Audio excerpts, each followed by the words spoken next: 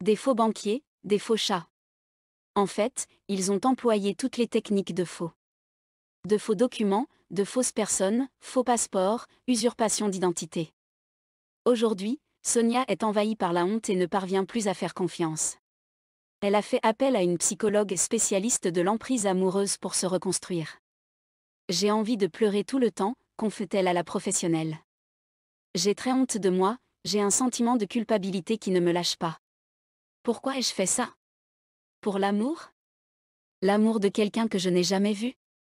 Le prix à payer a été lourd pour cette femme, qui aurait au moins voulu rencontrer l'homme qui l'a arnaquée. Le problème, elle n'a jamais réussi à savoir qui il était réellement. Elle va devoir se reconstruire sans le confronter.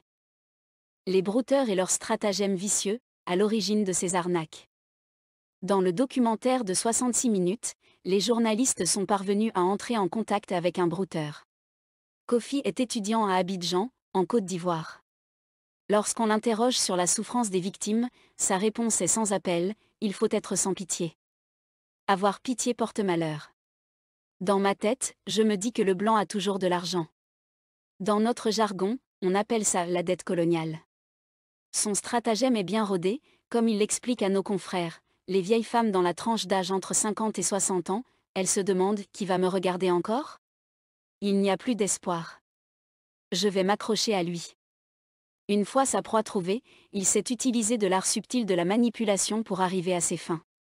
Je cherche à devenir son ami virtuel, explique Kofi. Elle s'habitue à moi et on discute. Comme ça, elle est amoureuse des photos, des paroles.